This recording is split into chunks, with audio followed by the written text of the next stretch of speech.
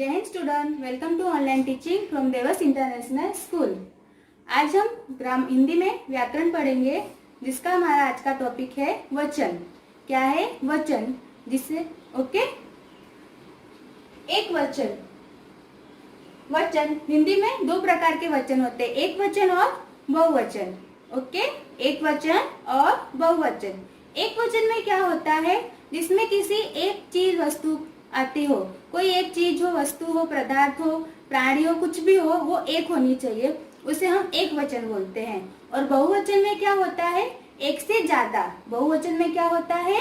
एक से ज्यादा हो, उसे हम बहुवचन बोलते हैं। यानी एक, दो या दो से ज्यादा चीज वस्तुओं का वर्णन हो, उसे हम बहुवचन बोलते हैं। एक वचन में क्या होता है? जिसमें एक ही वस्तु होती है, उसे हम एक वचन कहते हैं। मैं यहाँ पे आपको डेफिनेशन बताती हूँ, इसकी परिभाषा, तो आपको समझ में आएगा।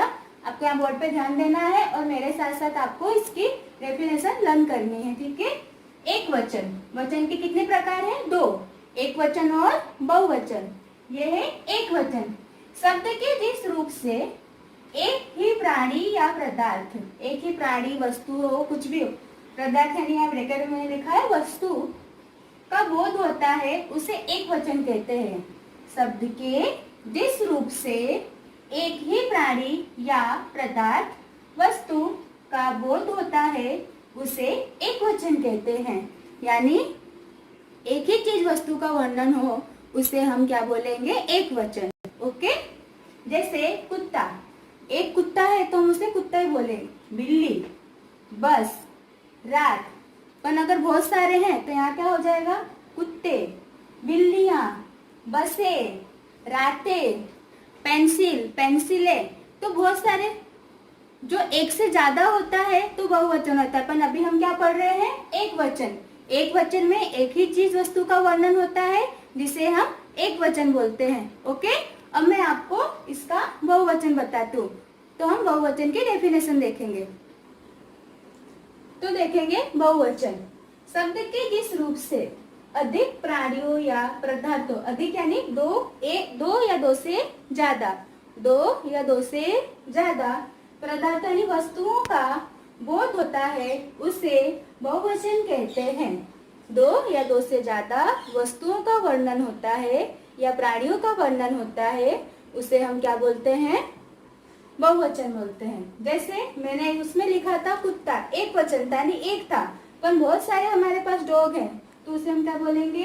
कुत्ते। बिल्ली, एक वचन, पर बहुत सारी है तो बिल्लियां।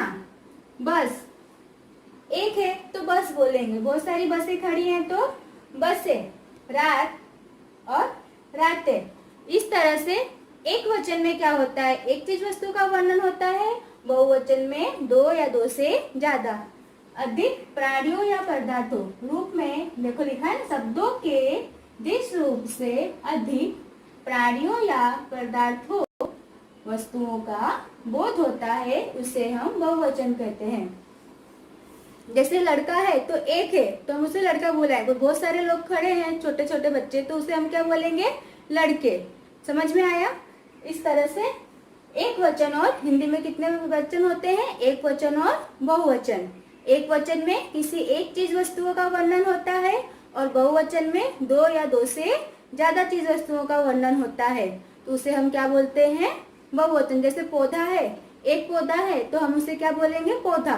तो बहुत सारे प्लांट है तो उसे हम क्या बोलेंगे? पौधे। बगीचा, बगीचे। ये सब क्या हो जाएंगे? एक वचन का बहुवचन। ओके। तो समझ में आया आपको? बहुवचन शब्द के जिस रूप से अधिक प्राणियों या पदार्थों, वस्तुओं का बोध होता है, उसे हम बहुवचन कहते हैं। तो हिंदी में दो वचन होते हैं। फिर से एक बार सुनो अच्छे से। एक वचन और बहुवचन। एक वचन में किसी एक चीज वस्तु का वर्णन होता है। बहुवचन में दो या दो से ज्यादा, यानी बहुत सारी वस्तुएं होती है, उसे हम बहुवचन कहते हैं। ओके। तो आपको ये समझ में आया? वचन किसे कहते हैं? एक वचन और बहुवचन। ठीक है। ओके। तो जैसे कुछ और एग्जांपल देखेंगे, जैसे घोड़ा तो घोड़िया। ओके। गाय, गाय। झंडा तो झंडे, अगर बहुत सारे हैं तो झंडे। पंखा, पंखे। ये सब क्या हो जाएंगे? एक वचन से बहुवचन करेंगे। कुर्सी, कुर्सियां हो जाएंगी, लड़की लड़कियां हो गई, तो लड़की है तो एक वचन, लड़कियां हैं तो बहुत सारी है तो बहुवचन, विद्यार्थी विद्यार्थियों बहुत सारे हुए ना। जैसे एक स्टूडेंट है तो हम उसको बोलेंगे विद्यार्थी, पर आप बहुत सारे प्रार्थना सभा में खड़े हो तो हम क्या बोलेंगे, विद्यार्थियों। हम बोलते हैं ना आपको स्टूडेंट्स। तो इस तरह से एक वचन में एक चीज वस्तु का वर्णन होता है, बहुवचन में एक दो या दो से ज्यादा। आपको समझ में आया? अब हमारा दूसरा टॉपिक है लिंग। दूसरा टॉपिक है हमारा लिंग। दो लिंग होते हैं, स्त्रीलिंग और पुल्लिंग। ओके, जैसे सबसे पहले देखेंगे पुल्लिंग। सबका ध्यान है बोर्ड पे होना चाहिए। चैप्टर नंबर 4 के अंदर ही आपको व्याकरण के टॉपिक दिए हुए हैं, जो मैंने आपको सबसे पहले क्या चलाया, वचन। उसके बाद क्या आता है, लिंग। लिंग में दो प्रकार के होते हैं, स्त्रीलिंग और पुल्लिंग। बोलो मेरे साथ, स्त्रीलिंग और पुल्लिंग। ओके, तो नंबर 1 पहले देखेंगे पुल्लिंग। पुरुष जाति को सूचित करने वाले शब्द पुल्लिंग कहलाते हैं। पुरुष यानी जो होते हैं मेल। ओके, पुरुष जाति को सूचित करने वाले शब्द क्या कहलाते हैं, पुल्लिंग कहलाते हैं। इजी टॉपिक है, थोड़ा सा ध्यान से देखोगे तो आपको जल्दी समझ में आ जाएगा। आदमी, राजा, मोर। आदमी भी क्या होता है, पुरुष, राजा भी पुरुष, और मोर, इसमें भी पशु पक्षियों में भी मेल फीमेल होते हैं ना, उस तरह से। ओके, स्त्रीलिंग। स्त्री जाति को सूचित कराने वाले शब्द स्त्रीलिंग कहलाते हैं। दूसरा क्या है हमारा पॉइंट, स्त्रीलिंग। स्त्री जाति को सूचित कराने वाले शब्द स्त्रीलिंग कहलाते हैं। जैसे औरत, रानी, मोरनी। जैसे यहाँ पे आदमी, औरत, चेंज हुआ, राजा पुल्लिंग, तो रानी स्त्रीलिंग, मोर पुल्लिंग, मोरनी स्त्रीलिंग। यानी जो पुरुष जाति को वर्णन कराते हैं वो पुल्लिंग कहलाते हैं, और जो स्त्री जाति को वर्णन कराते हैं, सूचित करते हैं, वो स्त्रीलिंग कहलाते हैं। ठीक है, जैसे दादा, दादी, बेटा, बेटी। ओके, शिक्षक, शिक्षिका हुआ ना, इस तरह से हम चेंज करते हैं।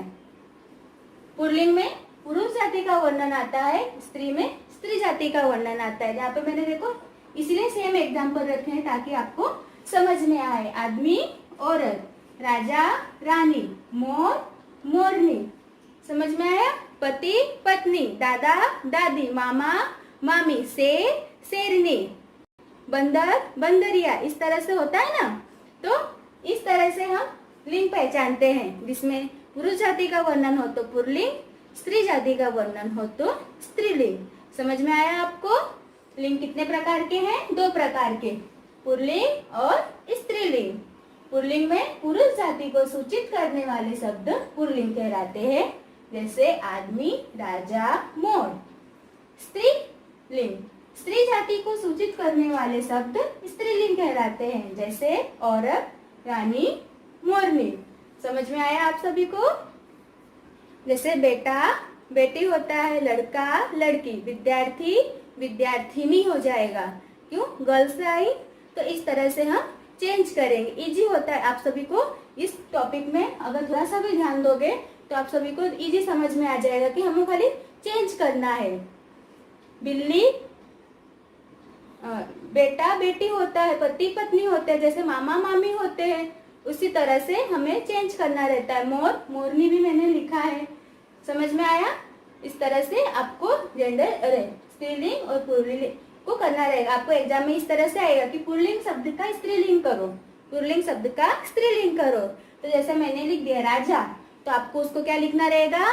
रानी, माता, पिता, शिष्य, शिष्या, शिष्य यानी लड़का हुआ, और देव, देवी, देव में भगवान आते हैं, देवी में जो हम माता जी की पूजा करते हैं। इस तरह से हम जेंडर, इस तरह से आपको ये चेंज करना रहेगा। समझ में आया? स्त्रीलिंग और पुल्लिंग, या तो इस तरह से आएगा कि स्त्रीलिंग लिखा है मैंने, आपको उसका क्या करना रहेगा? पुल्लिंग, या पुल्लिंग लिखा है तो आपको उसका स्त्रीलिंग करना रहेगा। ओके, ठीक है। अब हम नेक्स्ट टॉपिक देखेंगे। अब हमारा टॉपिक है विशेषण। विशेषण यानी विशेषता बताना, जो किसी में खास बात होती है। हर एक चीज वस्तु में खास बात होती है और उसकी हम क्या बताते हैं? विशेषता बताते हैं। जैसे कि क्लास में होशियार बच्चे होते हैं, तो हम क्या करते हैं? बोलते हैं कि जैसे कि राहुल बहुत होशियार लड़का, तो उसकी विशेषता क्या है? कि वो होशियार है। किसी की हैंडराइटिंग अच्छी होती है कि इसके अक्षर कैसे हैं, वह सुंदर है, तो उसकी विशेषता क्या है कि उसके अक्षर क्या है, सुंदर हैं। तो हर एक चीज में खास बात होती है, हर एक चीज वस्तु में खास बात होती है, और उसी को जो हम उसको उसकी खासियत बताते हैं उसे हम क्या बोलते हैं, विशेषण। ठीक है। अभी जो शब्द संज्ञा या सर्वनाम, संज्ञा यानी नाम होता है, सर्वनाम यानी उसके बदले में जो आता है, की विशेषता बताए वह विशेषण कहलाता है। जो शब्द संज्ञा या सर्वनाम की विशेषता बताए वह विशेषण कहलाता है। समझ में आया आप सभी को? जैसे इसमें एग्जाम्पल देखोगे तभी आपको समझ में आएगा। ठीक है। गोल गेंद, गेंद कैसी है, गोल, गेंद की विशेषता क्या है, वो गोल है। लाल टमाटर, टमाटर तो है पर टमाटर की विशेषता क्या है, लाल है। लाल सेब, सेब है तो उसकी विशेषता क्या है, लाल है। अंगूर खट्टे, तो अंगूर की विशेषता क्या है कि ये अंगूर खट्टा है। अंगूर तो है पर वो कैसा है, खट्टा है, तो उसकी विशेषता क्या हो जाएगी, खट्टा। लाल गुलाब, गुलाब का फूल है वो कैसा है, लाल है, उसकी भी विशेषता क्या है, लाल। नए जूते, हमने जूते पहने हैं पर हमारे जूते की आज खास विशेषता क्या कि वो नए वाले हैं। सुंदर पक्षी, पक्षी तो है पर वो कैसा है, सुंदर। हम बोलते हैं ना मोर सुंदर पक्षी है, तो मोर की विशेषता क्या है, वो सुंदर है।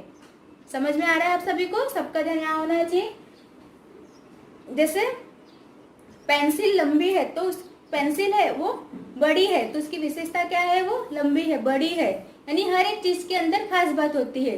जैसे कुत्ता वफादार जानवर होता है, कुत्ता वफादार जानवर होता है, कुत्ता है पर कुत्ता कैसा है, वो वफादार है। हमारे घर में जो डॉग होते हैं वो कैसे होते हैं, वफादार होते हैं, हम उनको जैसे बोलते हैं उस तरह से रहते हैं। तो हर एक चीज वस्तु में खास बात होती है।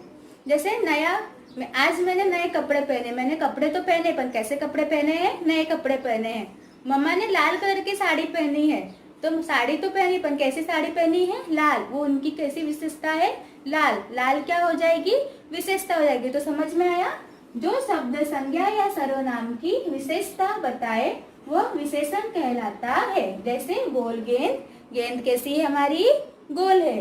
लाल टमाटर, टमाटर क्या है, लाल, तो क्या हो जाएगा, लाल टमाटर, तो ये क्या हो जाएगी, हमारी विशेषता हो जाएगी। ओके।